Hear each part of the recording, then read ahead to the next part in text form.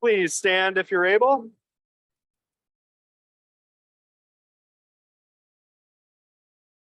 Welcome, everybody. We've got a great group today. You are at the Iowa City Noon Rotary Club, so thank you for coming. We will get our meeting started by singing America the Beautiful. Oh, Bruce Teague is going to lead off our singing today, so thank you, Bruce.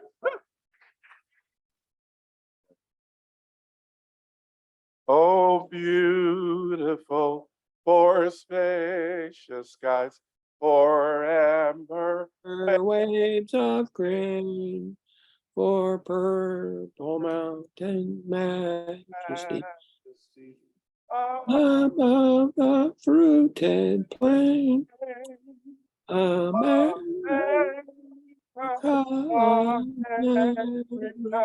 God shed his grace on thee, and crown thy good with brotherhood from sea to shining sea.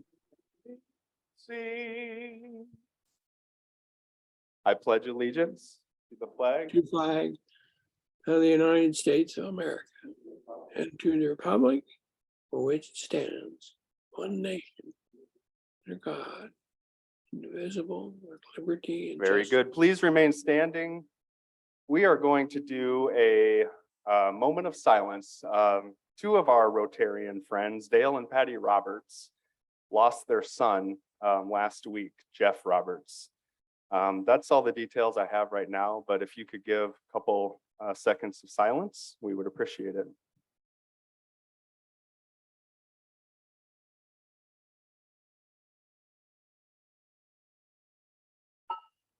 You may be seated.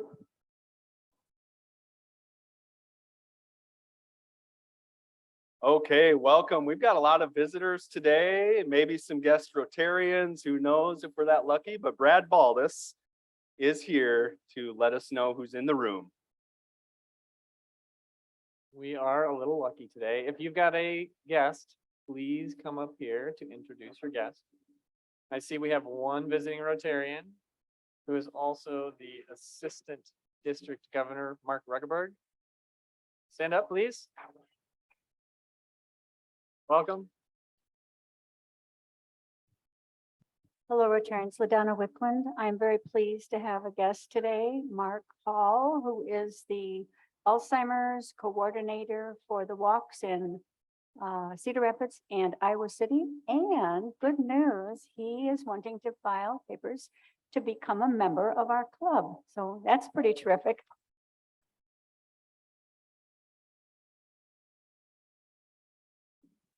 Hello, I'm filling in for Sarah Richardson here today. Her guest is Marianne Casas.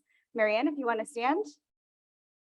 She is joining us and hopefully will be a new Rotarian.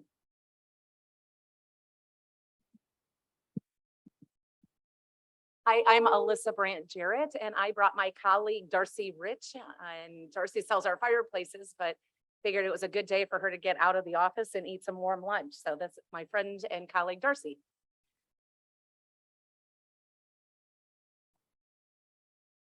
Good afternoon, all. My name is Ron Ettinger. I'm very happy to introduce my wife, Sonia, who has joined us today.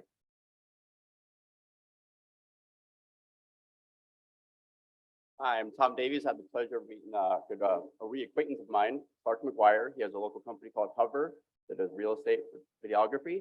So please talk to him. Thanks. And Heather Croskery, I'm thrilled that Jim Jackson has joined us yet again. Hello, and I'm Ryan Bell, and I've got two guests today. Nate Burkhout is here once again and has asked for paperwork on how to become a member. So welcome, Nate. Say hi to him if you have time. And Rosendo Martinez is a friend of mine for 5 or 6 years now. And he has connected with Patty. Can't think of your last name right now. Hi, Patty. And I've been encouraging him to come to a Rotary meeting ever since, especially I learned his daughter has helped serve on our Guatemala team that went down and did Miles of Smiles. So welcome, Rosendo.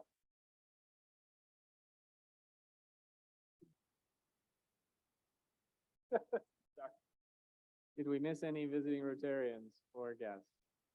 All right, welcome everybody. Thank you. Good job. Brett.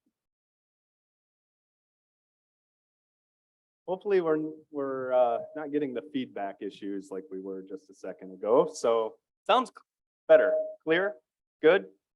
Devin, you're okay. I'll keep it to a minimum. If you have a Rotary related announcement, please come on up. I will take care of a few while you're assembling up here. Board of Directors voting. Hopefully you all saw the link. Barb Thomas sent it out last Friday. It was in my Monday email to all of you.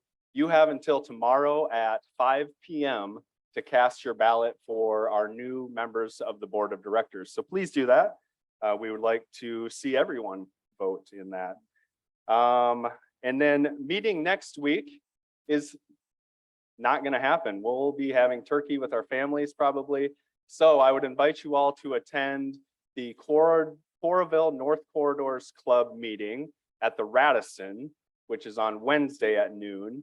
And if you do plan on that, they're trying to get a pretty good head count. So just shoot me an email and let me know you plan to attend. We've already got, I think, 8 or 9 of our club members going. So it'll be a fun time. Hope to see you there. Heather? Hi, Heather Croskrey, and the Youth Leadership Committee is thrilled that we are heading into the interview season and starting to meet with students for World Affairs Seminar.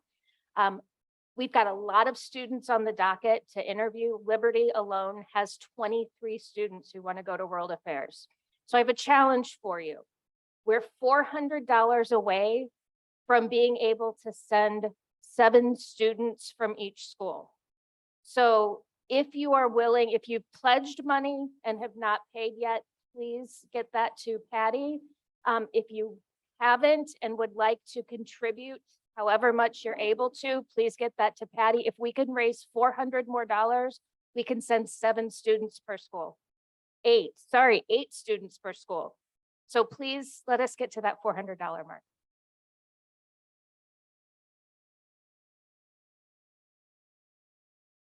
Hi, I'm Steve Schomburg, and we were planning to have on our Adopt a Highway program, do a cleanup on Sand Road Saturday, but I don't know if you've looked at the weather, but it's below freezing for sure. So the snow and it's not going to be above freezing until after that. So the snow is still going to be there. I think it'd be pretty useless for us to do it. So our wise president suggests that we cancel. So I know you're disappointed, but we'll cancel, and then a few of us might gather Wednesday afternoon and just do a quick cleanup because it's not very dirty. So thank you.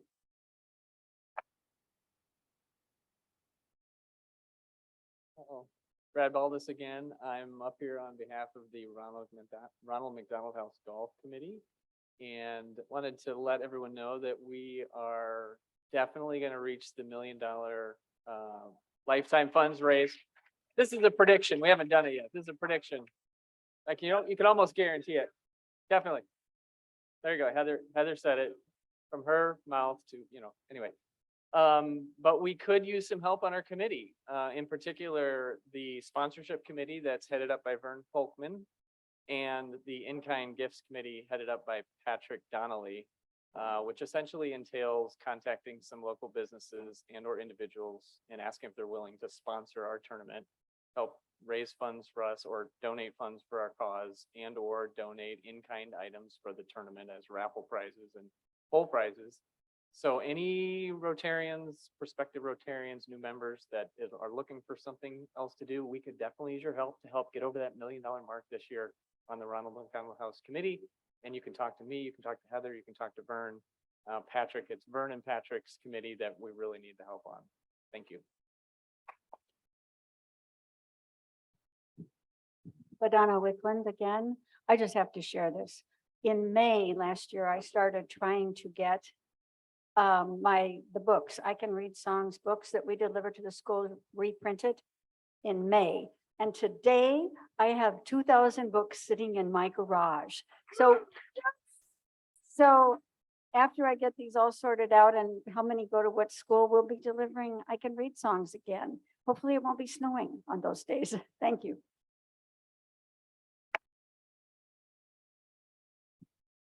Thank you, LaDonna, for all you do with that awesome committee.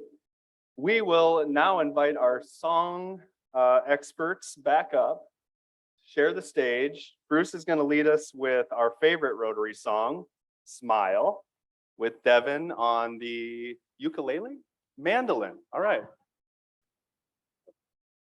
So we're known as the Singing Rotary Club here in Iowa City. So we'll get it started. Yep, that works.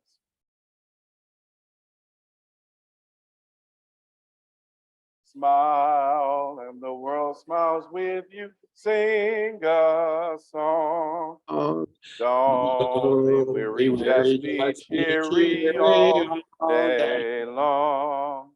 Whenever your trials and your care seem to be more than you can really bear, smile and the world smiles with you. Sing a song.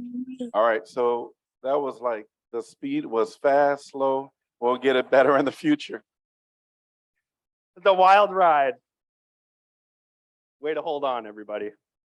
And excellent playing of the mandolin, Devin. Sorry, Steve West, really. I saw that look.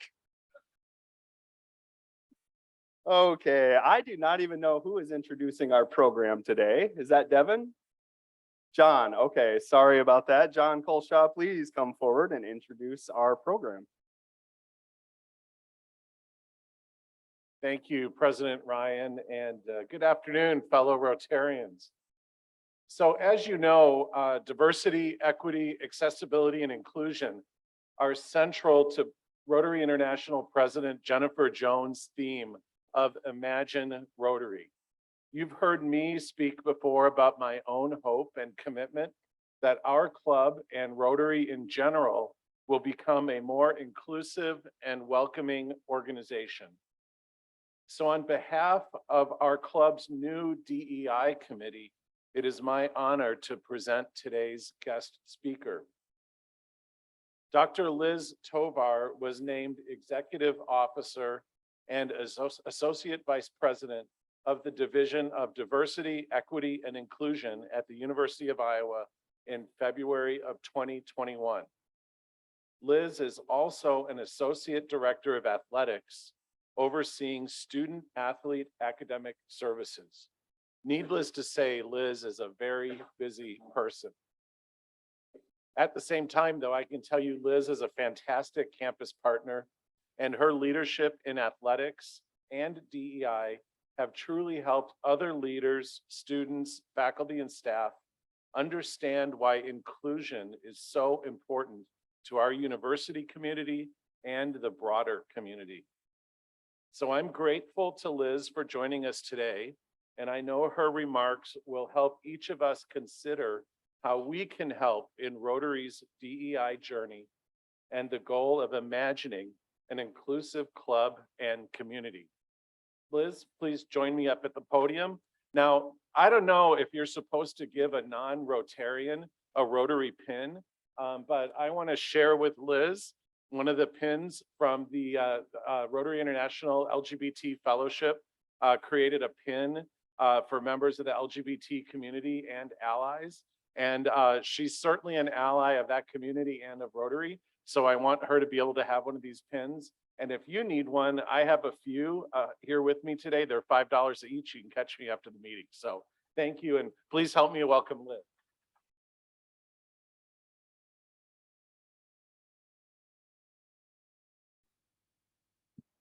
As always, I have to lower the microphone just a little bit. I'm a shorty, but so glad to be here today and to see some very familiar faces in the audience as well.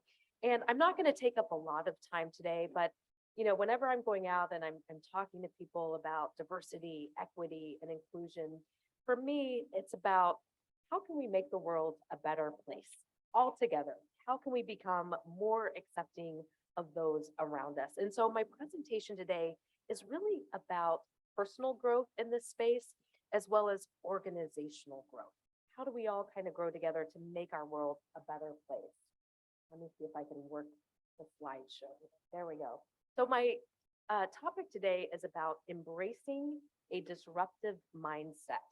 And one of my goals is to tell you a little bit about me, my journey, how I got to be here in Iowa City, Iowa. Talk about Rotary's framework, because I know that Rotary International has done a lot of great things in the DEI space. And then I'm going to kind of end with a few kind of guiding principles that we talk about in terms of diversity, equity, and inclusion. And then I'm also going to have some questions that you can ask of yourselves personally, and then also as an organization. And then I'll finally close with talking about what it means to have a disruptive mindset. So a little bit about me. John did a great job of telling you a little bit about my background and how I got to be here today. Sorry if there's a little bit of, just get closer to it. Okay, sounds good. So as John mentioned, I serve as our executive officer for diversity, equity, and inclusion at the University of Iowa, and I'm going into year 2 in that role. I also serve in our athletics department, making sure that all of our student athletes at Iowa are on track for graduation and that they have a really great experience academically as well as personally. But my journey didn't begin here at Iowa. I've made a few stops along the way, including Northern Illinois University, the Ohio State University, as well as the University of, I had to say the because my husband is a Buckeye. So the Ohio State Buckeyes, I had to say that. But my journey really started in Kansas, born and raised in Kansas, went to the University of Kansas. All 3 of my degrees are from Kansas, and really never thought that I was ever going to leave Kansas. But eventually went out, got married, and went off to Ohio State. And so I say that to you all to just keep in mind, you know, my journey has, I've loved every part of it. And one of the things that brought me to Iowa City and why it was so appealing to me is that it really spoke to my values and the things that I hold near and dear to me. And so when I came here to Iowa, it was really about 3 things. It was about the people. It was about the opportunities for partnership, whether it was on campus or in the community. And then it was also for me about being able to make a difference in the community around me. And I've been fortunate over the past 9 years, going into my 10th year now, to meet some amazing individuals that I get to work with day in and day out. And I always brag when I'm having meetings throughout the Big Ten Conference. I tell people I have one of the best jobs in the entire Big Ten Conference, and it's because of the people. It's so easy to pick up a phone and say, you know what, I need help in this area, or can you do me a favor? How can I be of help to you? It's very easy to get involved in things like Rotary and United Way and all of these things that I've been a part of or asked to speak at. And so Iowa is a really special place, and I keep that near and dear to my heart. So I just wanted to take you all through what it has been like over the past few years for me, past 2 in particular. I started my role in the DEI space, and it was supposed to be a temporary position for me, an interim position for me. And I never really expected myself to take on that type of a leadership role. But throughout the course of my career, I've been fortunate to serve on committees, on campus, in various leadership roles, chairing of committees, all of that. In the DEI space, I was part of our last DEI action plan that the University of Iowa created several years ago, had a fun time doing that. And then all of a sudden, the summer of 2020 happened. And so I started my role in the DEI space right during the middle of a pandemic, as well as a great deal of social and racial unrest in our entire country. So imagine that. It was a fascinating time to be joining them. And the thing that I've seen over the past few years in my role is that, while we have moments where there's such great divisiveness and tribalness and hate speech, and there was the murder of George Floyd and all of these horrible things, I also saw at the very same time moments where we have great opportunities in front of us and great momentum.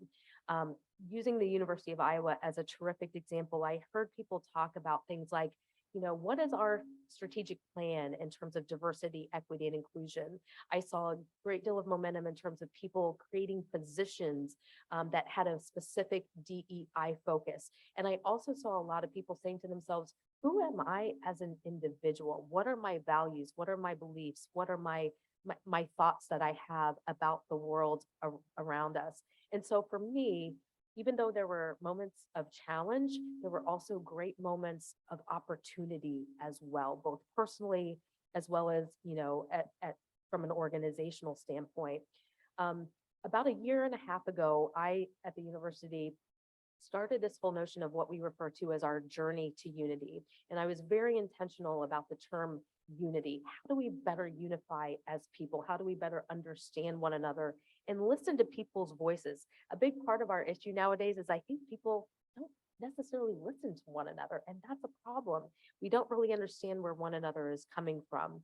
And so this whole notion around journey to unity was something that I started, and I think it's been something that's been great for us as an institution. I also really appreciate the momentum that I see here within Rotary, and specifically Rotary International. John, I have to tell you, I did a lot of research when I was preparing for this talk today, and there were a lot of things that excited me about the role of Rotary. Rotary really helps at the very core of it, help provide services to others, help advance understanding around the world, goodwill, peace. All of these are really key terms that we use in the diversity, equity, and inclusion space. And I want to point out two key words. Number one, understanding, and the second word is peace. Advancing understanding is a critical part of what we do in DEI. And also from a peace perspective, reconciling our differences and finding common ground, focusing on how we're similar rather than how we are different from one another is key. Oops, sorry, I missed one there. And so I wanted to look at a quote and hone in on this. Although the Rotary experience may differ from country to country, the dynamics, histories, and structures that create inequality and bias can be found all over the world. Issues of diversity, equity, and inclusion are globally relevant. And what this says to me is that, no community is immune from issues that include things like bias and hate and inequality.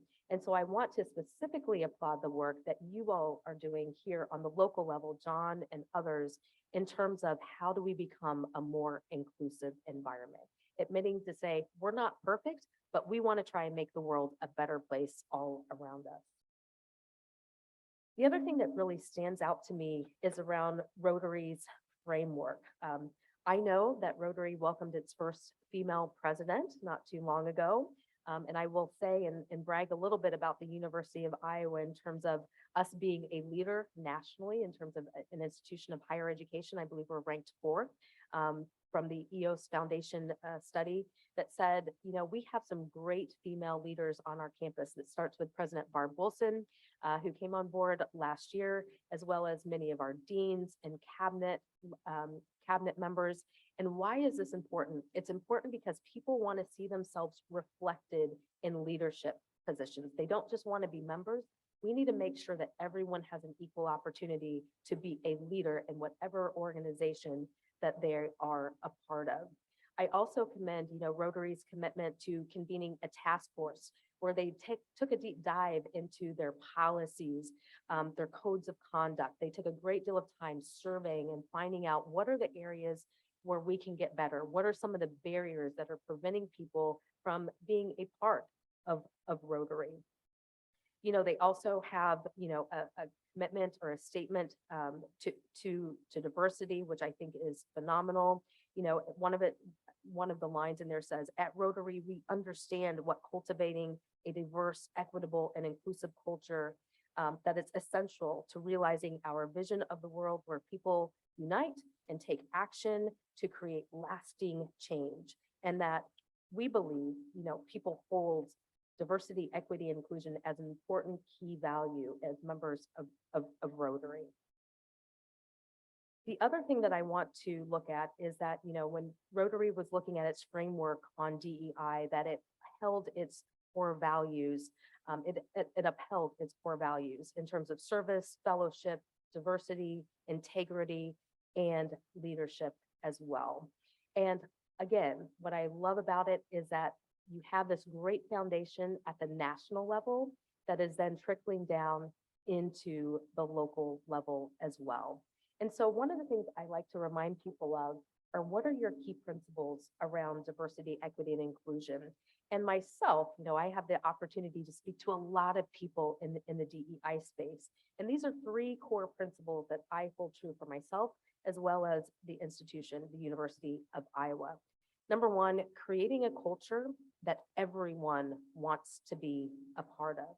Because if you have the right culture, people will want to be a part of your organization. It's also recognizing that diversity is not a zero-sum game.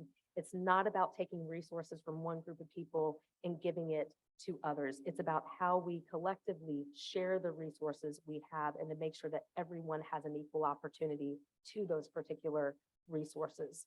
And then finally, recognizing that recognizing the recognition of differences is equally as important as recognizing the areas where we are similar and where we can find common ground.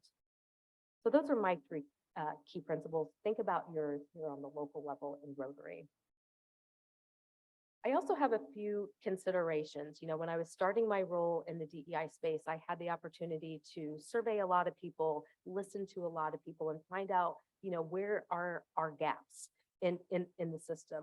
And some things that I considered in my role and in my work was, what type of a lens how do I want to approach diversity, equity, and inclusion work? Do I want to look at the micro level, at the individual level, or do I want to look at the macro level and look at the policies and the procedures that we have that, again, may have barriers to people being experiencing their full selves?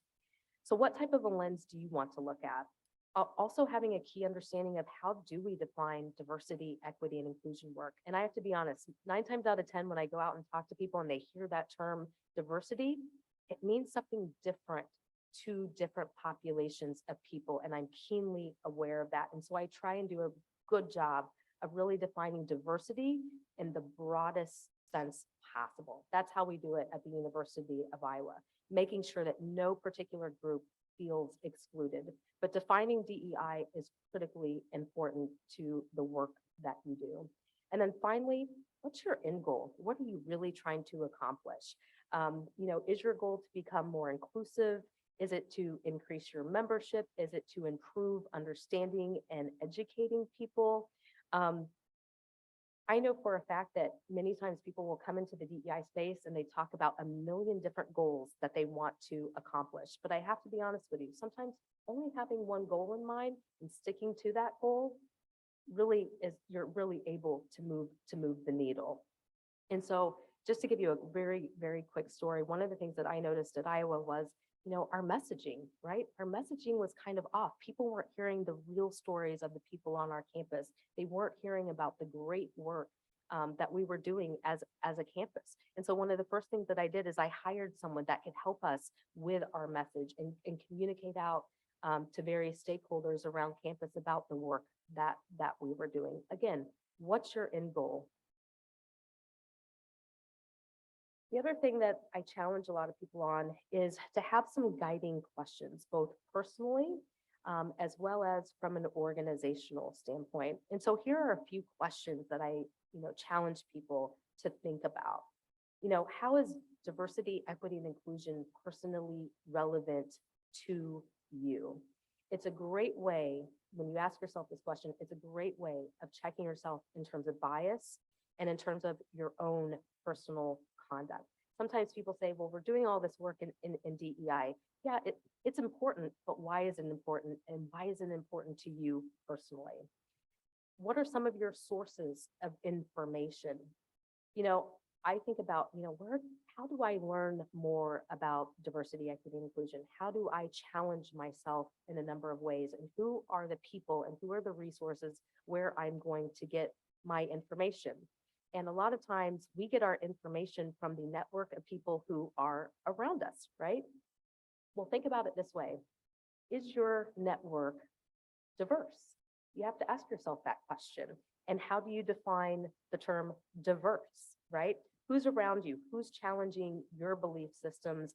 Are you able to be vulnerable around your network of people and be your true authentic self and say the things that you want to say and ask the questions that you want to ask? I also ask the questions kind of at the organizational level. How does DEI complement or add value to the work that you're doing as an organization? So in this particular case, Rotary, how does it add value? In full transparency, I have a stepsister who lives in Kansas City and she's a Rotarian. And so I called her last night and I said, tell me all about the work that you're doing in Rotary. And so she shared with me all of these different stories. And she said, you know, listen, Liz, a part of what we did a year or so ago is we talked about accessibility. We changed the time in which we met for Rotary. We looked at and did an evaluation of the dues. Are any of these things preventing people from joining into our space? And I said, you know, those are some really good ideas. Maybe I'll share them tomorrow. But anyway, she loves the work that Rotary does, but she also says we have a long way to go in terms of making sure that we are more inclusive as well. The other final two questions that I'll end with here is, you know, how does Rotary leadership hold themselves accountable? You know, the University of Iowa is a great example of this. We're getting ready to undergo our next strategic plan.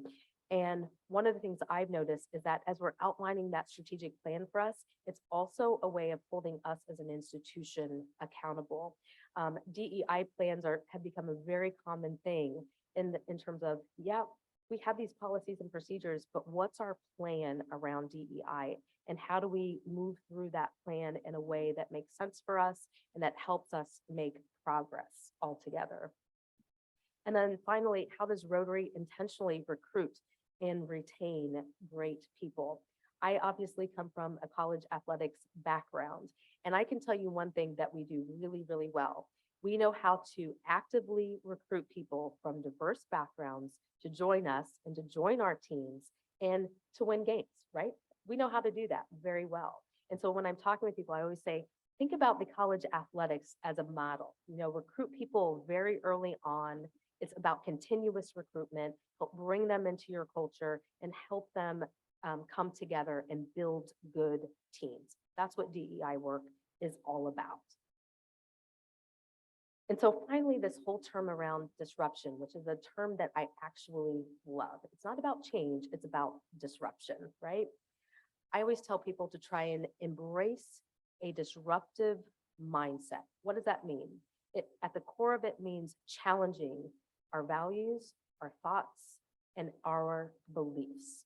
It's important for me as an individual to continually challenge the way that I see the world around me, because let's be honest, the world around me is changing at all the time. And I too have to change with it. And I also think this disruptive mindset really speaks to the core value of a college education, right? We bring people from all different backgrounds to come to our campus and to learn from people who are different from them and where a place where they can be challenged. But one of the things that brings me great concern is that when students come to campus, there was a study done by the Knight Foundation not too long ago. And it says that more students now say that the climate at school prevents them from saying things others might find offensive. They have a fear of expressing themselves because of how others may interpret what they say. And it's a fear of mine because when these students leave the University of Iowa or any other institution, they're going to go out there into the real world, right?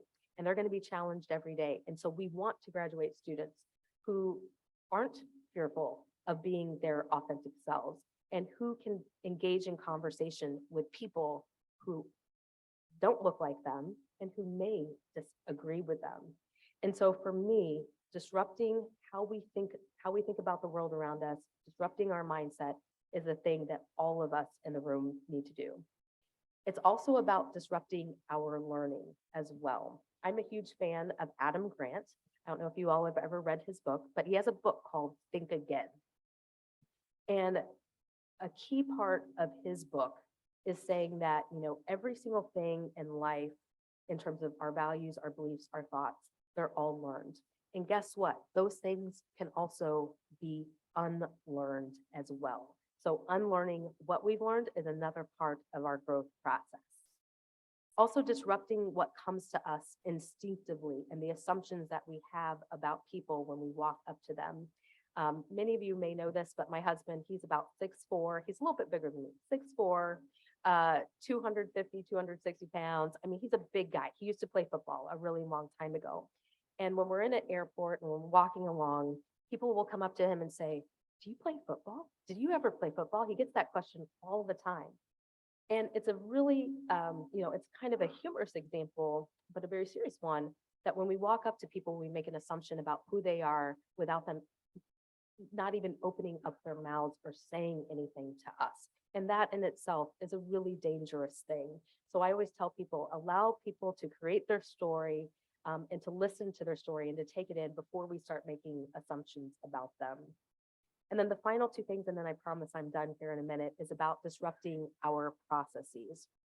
Have you ever walked into a room and you're like, well, why do you do what you do? And people say, well, this is because this is the way we've always done things, right? Again, we need to learn how to disrupt our processes and really think outside the box in terms of what we're doing, how we're doing it, and the reason why we're doing certain things. And then finally, disrupting divisiveness. I think that this is the most important disruption that all of us should be challenged to do. Undoing the divisions that are embedded in our society. Again, it goes back to where do we find common good and focusing on that as well. And then my final quote up here from Adam Grant, my favorite person. I'm scheduling a weekly time for rethinking and unlearning. And I hold that near and dear to my heart. And I hope that all of you in this room think about that quote and do the same as well.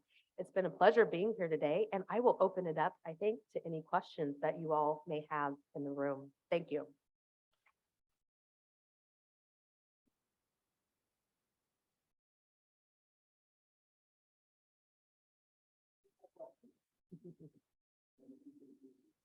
Absolutely.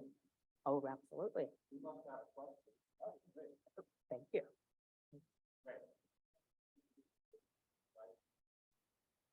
Wonderful. I will gladly accept that invitation to join your committee. I gladly will. Wonderful. Yes. Yeah, absolutely. So obviously we are a multidimensional institution, and there are a lot of things going on. And one of the areas that I try and focus on, and I mentioned it earlier, is about who we are. How do we define diversity, right? And it means, again, a lot of things to a lot of people. And in our last strategic planning process, rather than kind of hone in on certain populations of people and everything, we just tried to take a step back and say, how do we define diversity? What are our gaps in the system? And how do we address some of those gaps, right?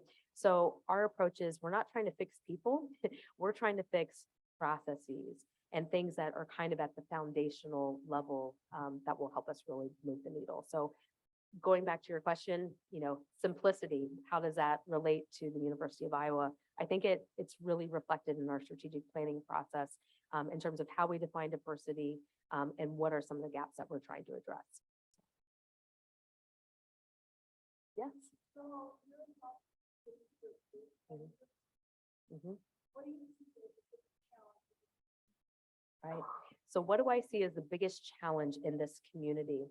I think, again, it comes down to how people view, whether it's Iowa City, Iowa, or the state of Iowa. People, again, have those assumptions about what they think Iowa or Iowa City is all about. So we need to do a better job of telling our story about what makes Iowa City great. Because I, for one, I never envisioned living in Iowa. I will be honest with you on that. I never did. But I'm a Kansas girl at heart.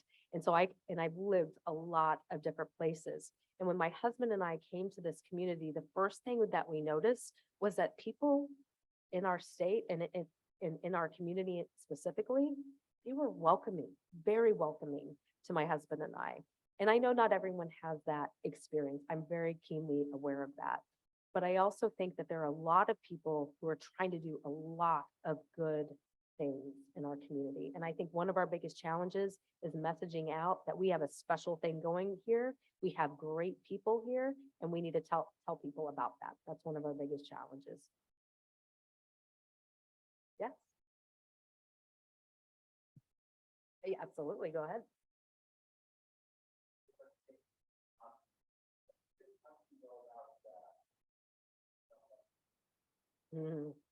Absolutely. So how do I go about helping someone unlearn? And I think it starts with them unpackaging their story. Everyone comes to the table, I always say, with baggage, right? And it's important for people to be able to be their authentic selves and to be in a space, in a brave space, where they can talk openly and honestly about, here's how I got to the place where I am today. Here's my network.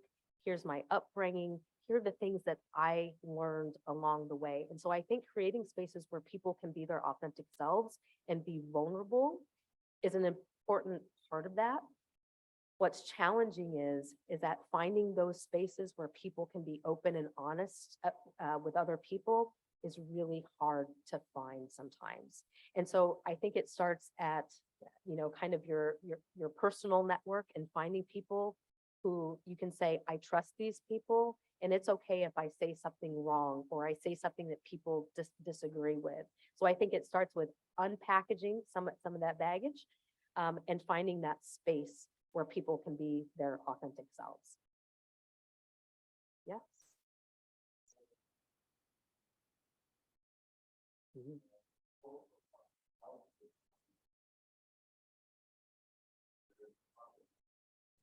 Yes.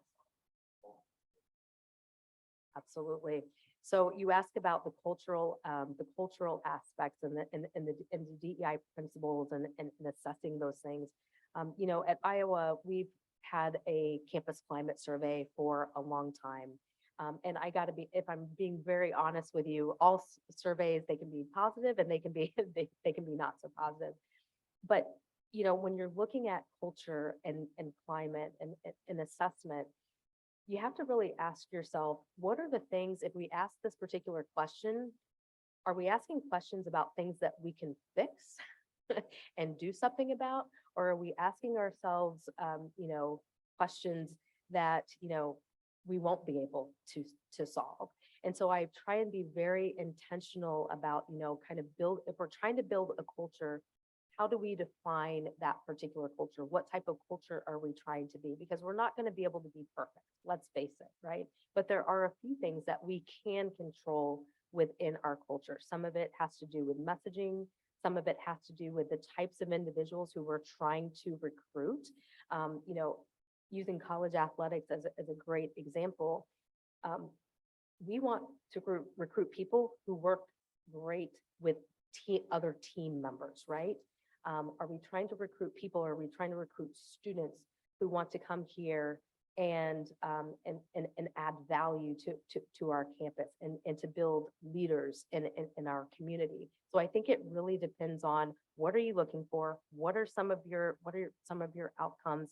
And every single community, keep in mind, every single community wants a different type of culture to it. So there's really no ideal culture out there. You just have to define what works for you and your organization. Yeah. Hi.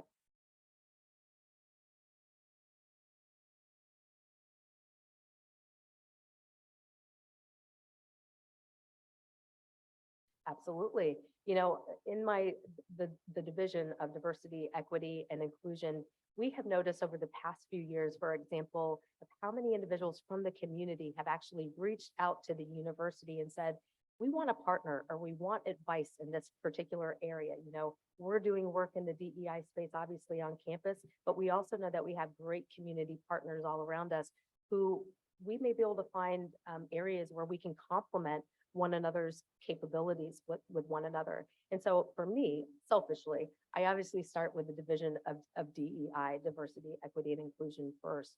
We have, for example, a phenomenal UI Build program. It's an educational and training program that we have for faculty and staff, and hopefully soon to be students. But we've also found space to offer some of these trainings to other community leaders as well. And we also know that there are a lot of experts around our community who are doing great things in the DEI space. And how do we bring them into the fold to offer different types of resources and services to our faculty, staff, and students as well? So complementary capabilities, that's what we're looking for.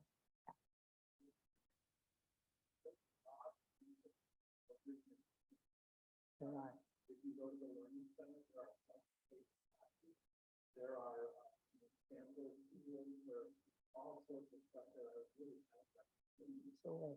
And that's a great point. In doing my research to come here today, I was very much impressed with their statement, their commitment statements, kind of the work that they've been doing with Rotary International. And then there were also a lot of resources on there, a ton of resources on there. So I agree. Yes.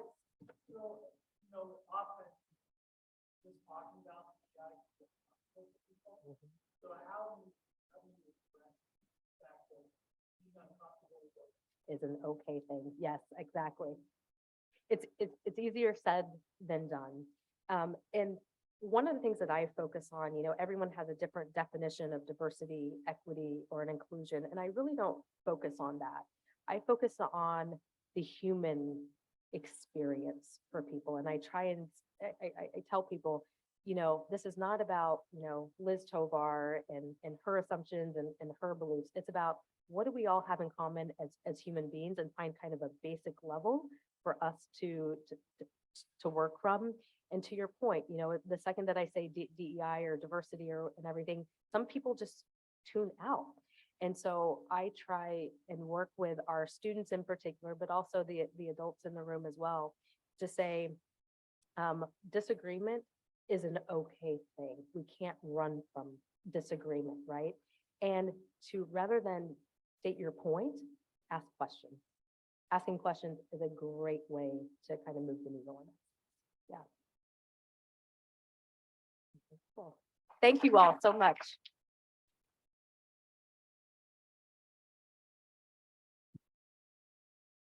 Thank you very much, Liz. That was great. And a very important topic for us all to consider. In honor of your time today, we will donate $10 to the Polio Plus campaign, which will put 70 new vaccinations out there into the world. So thank you very much for your time. And we are right at the top of the hour. So we're going to end our meeting the way we always do. We're going to recite the 4-way test. For you new folks, I think it's going to be right up here. Oh, I have the power. Yes. All right.